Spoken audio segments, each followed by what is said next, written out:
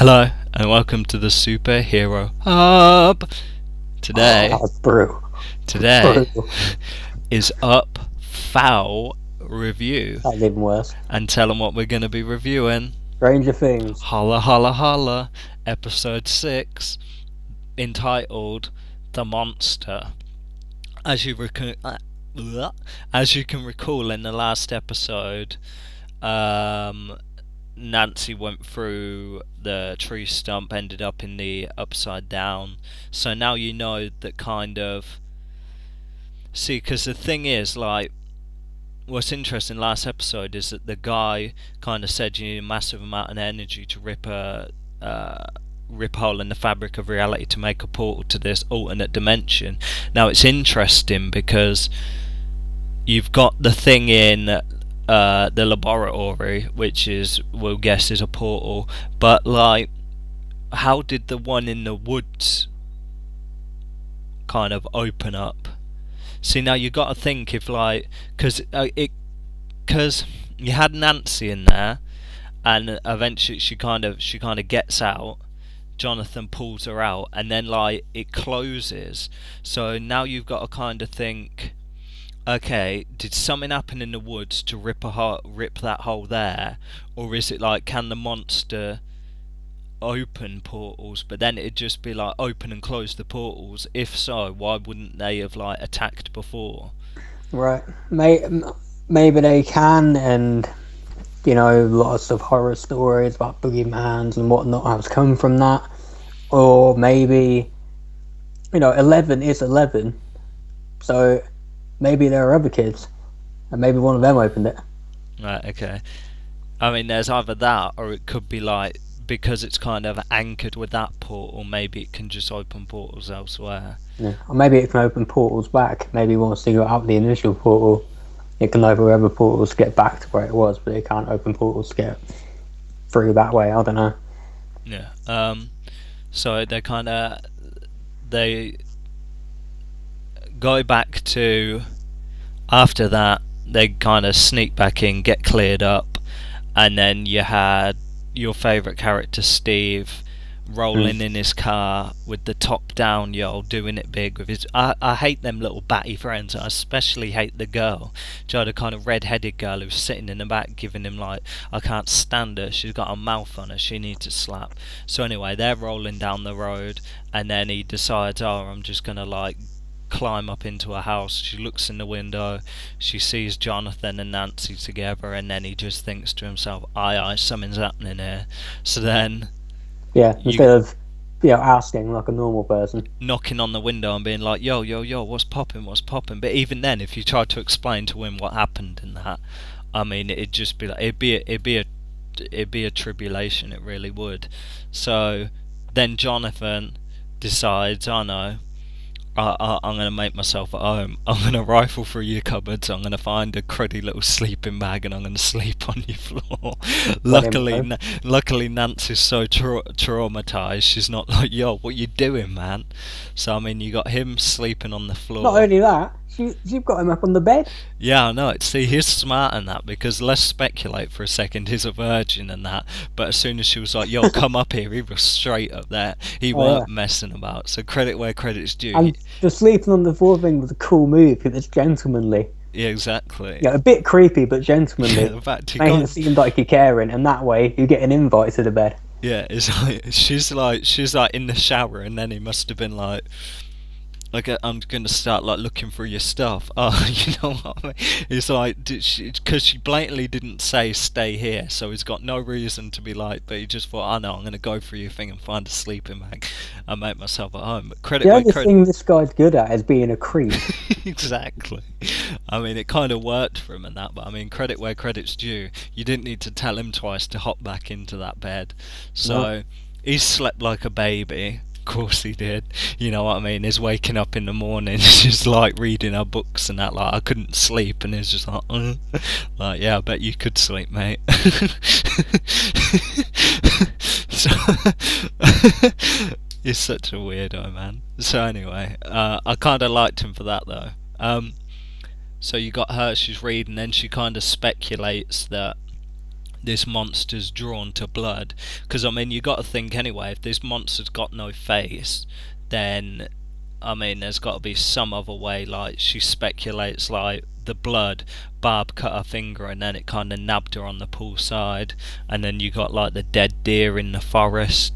So she's like, oh no, we're going to set a trap for it.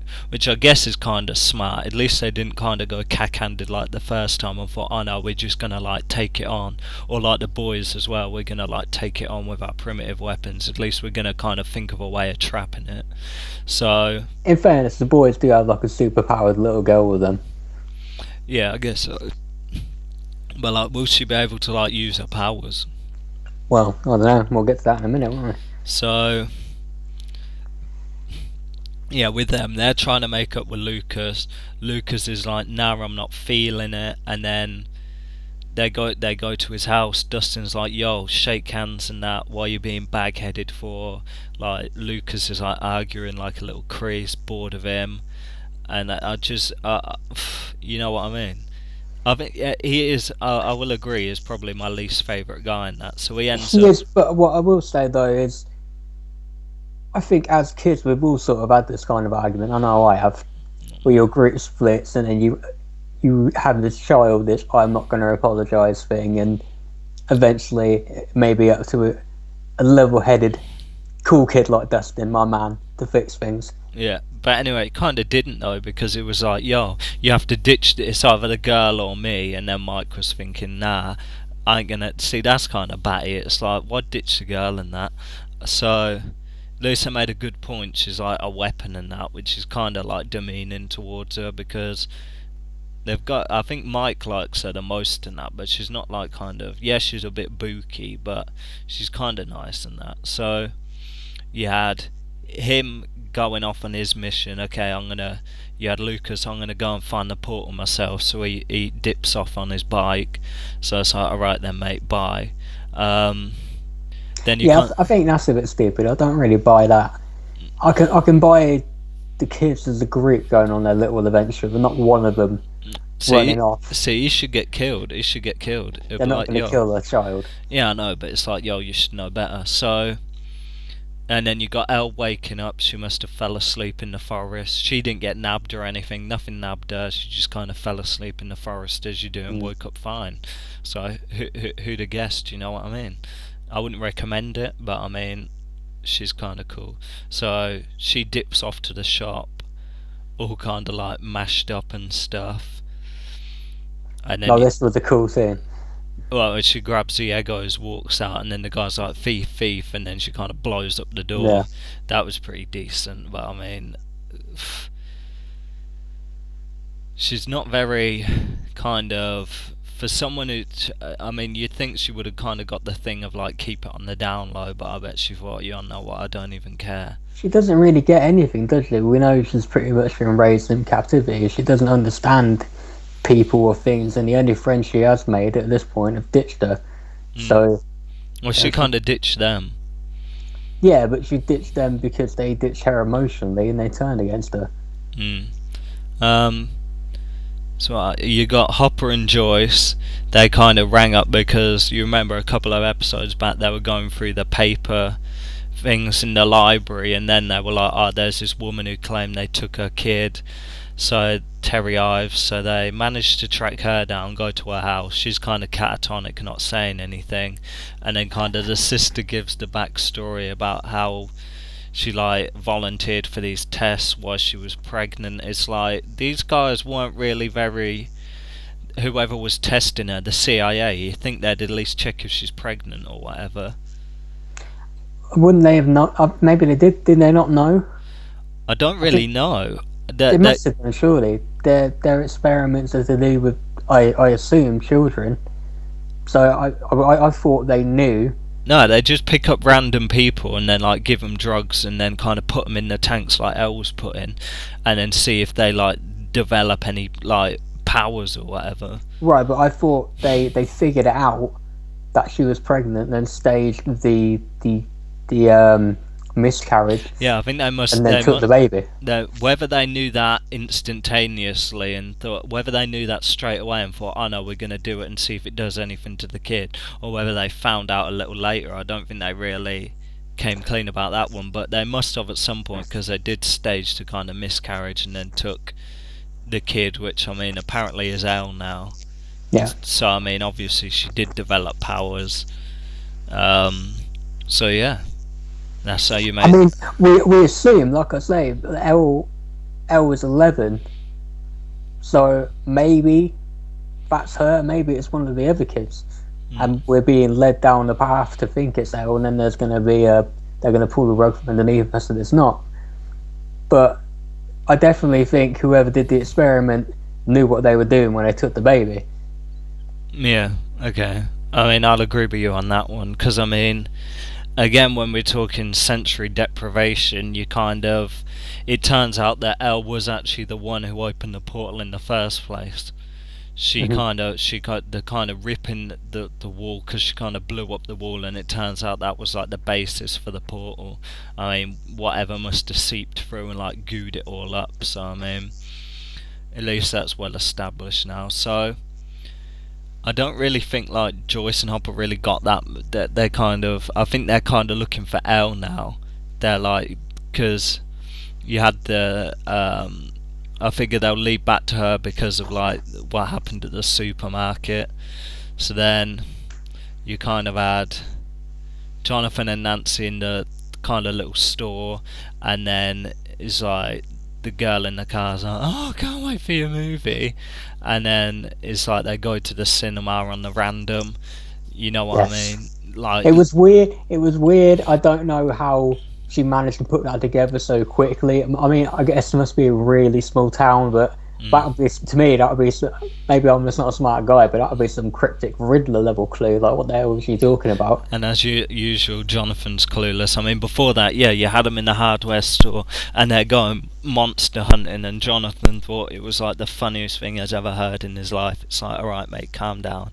You know what I mean? I mean, they're pretty lax in their thing, where it's just like, yo, give me ammunition, because I swear you're meant to be like checked for ammunition, but yes, apparently not. So I mean, they've got butane tanks, bear traps, bullets, and then it's like, I'm going monster hunting, and it's like, that's so funny. It's like, alright mate, calm down. She's clueless, but finally this scene is what we were waiting for.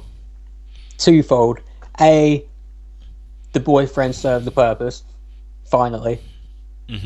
B, Jonathan finally grows a pair and does something. Yeah, and he swings like a mother, you know what I mean? There was there was some nice connections that he can take a hit, didn't really drop or anything, so he's swinging. There's a couple ones where he proper like swings like that, and it comes within an inch of like Steve's face and misses, and I'm just thinking if that cracked him and that, he would have dropped. But anyway, he does end up dropping him, he's smacking him about, then the police arrive. It's like, I would have dashed. I'd have been like, that's a freebie, you know what I mean? I would have pegged, but no, John's like, he's too into smacking this kid in the face. He's loving it.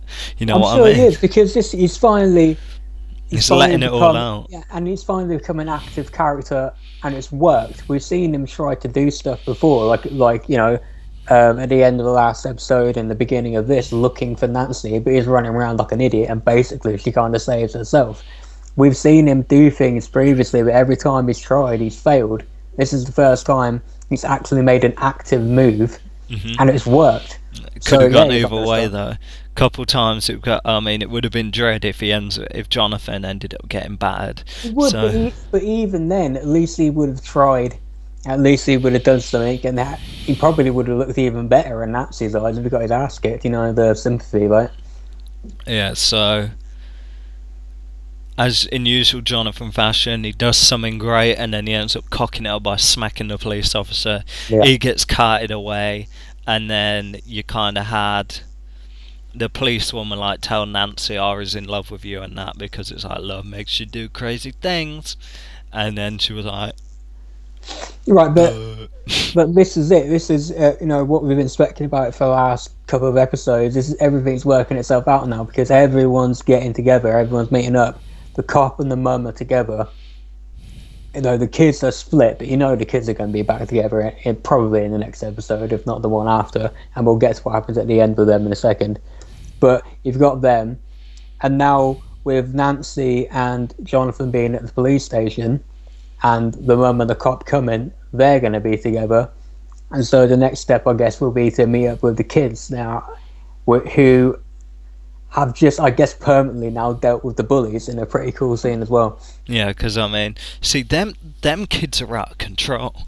These bully kids are out of control because I mean, no. not only they're pulling the knife to Dustin's neck and that. It's like they're really gonna stab this kid. And not only that, it's like they've got Mike and they're like, "Yo, jump off the cliff." It's like this kid's gonna die if he jumps off that cliff.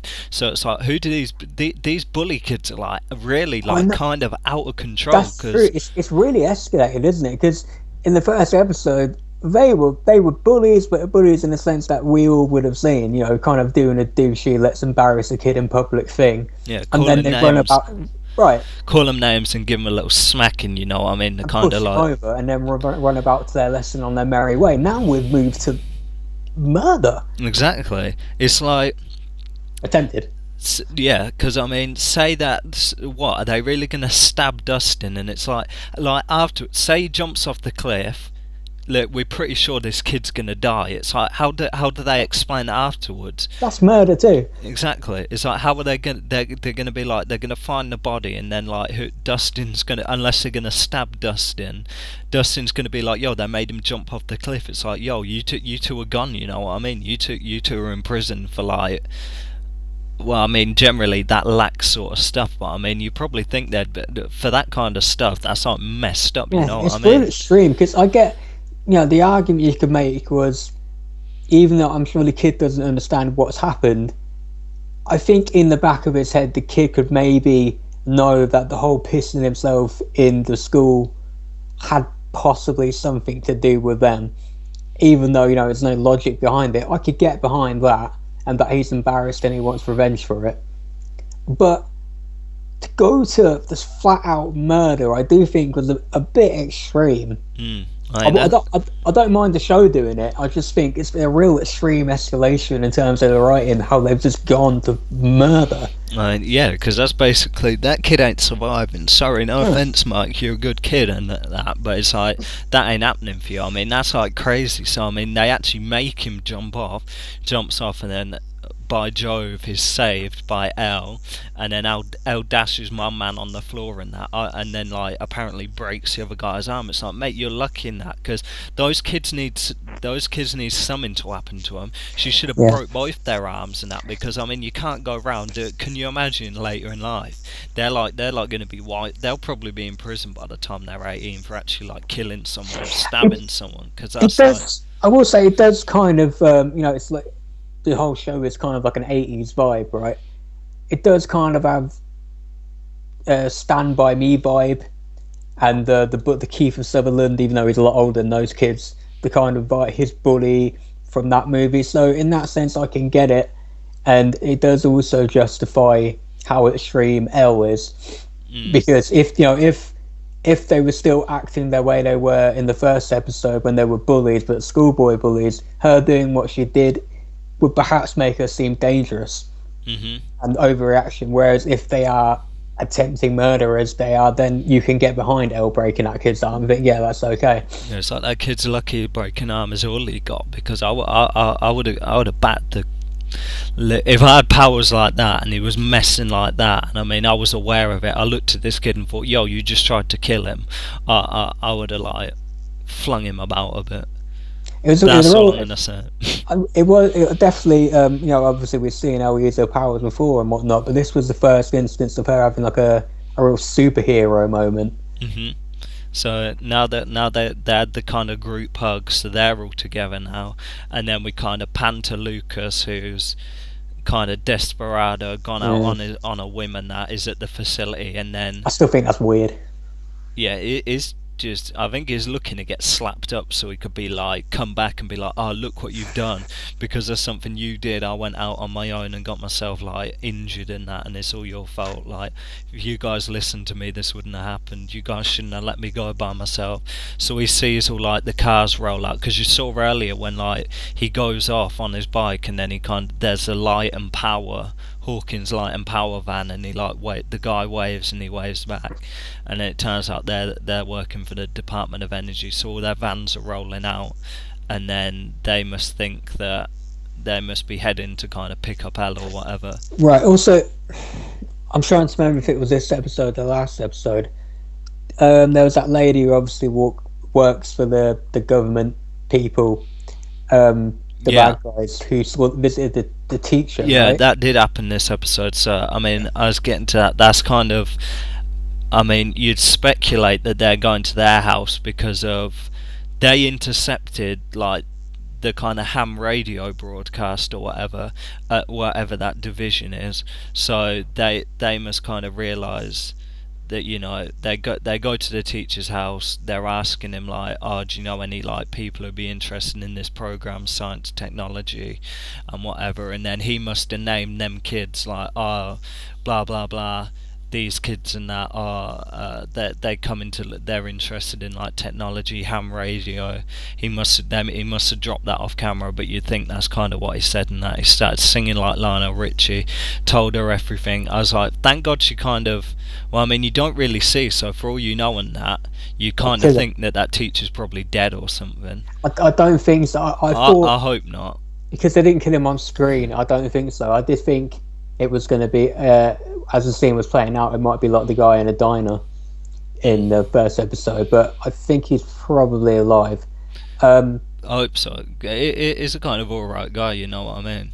Yeah. I feel bad for him because it's kind of nice, kind of, it's like, yeah, I know this, like being proper cooperative, obviously not knowing that something's popping off, so he must have given the information, so all these cars are rolling now to find the kids, yeah, because I think what I can surmise, they're looking for Elle, right? Yeah. Right, okay. To reclaim her. So you've got the kids at the house now, you got the cars going to the house, you got Lucas being aware, so he'll have to warn them. You've got Nancy and Jonathan, I think, still at the police station. I think she's realised that he likes her. And then you've got the mum and whatever coming back to the police station now. So whatever happens when, because that'll be like the kind of power thing now. You've got the mum, the police officer, Jonathan and Nancy like all budded together. I mean, the connection to the boys is obviously through Nancy now. So now Nancy and the boys have to she has to be like to Mike, like blah blah blah. So I mean, we'll have to kind of, it's all coming together now, because I mean, next episode's penultimate episode, then the finale. So I mean, it's all going to kind of rack up high gear now for the next episode. So his favourite character? It's either Elle or it's Jonathan. I'm going to go Jonathan. You finally did it. Sucked it up and did something worthwhile. So Jonathan. My favourite character was Dustin, when they were kind of rolling on his bike and they were saying how like him and Lucas are best friends, and then Mike was like, you're my best friend too, and he was like, oh no, you can only have one best friend. He's like, no, you're all my best friends. And then like Dustin kind of got gassed on his bike. I mean, I liked his little Dungeons and Dragons references as well when they're riding. I like that a lot. He's my boy, but the other kid's right, you can only have one best friend. Leading yourself. So let's talk numbers. 9.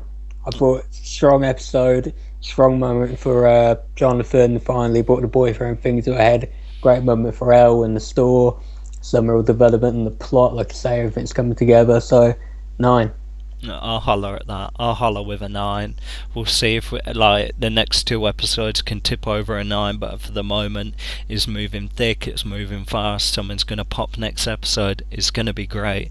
So don't forget to like, share, subscribe. We'll see you in the next episode. I'm Sam. I'm Matt. And you've been watching The Superhero Hub.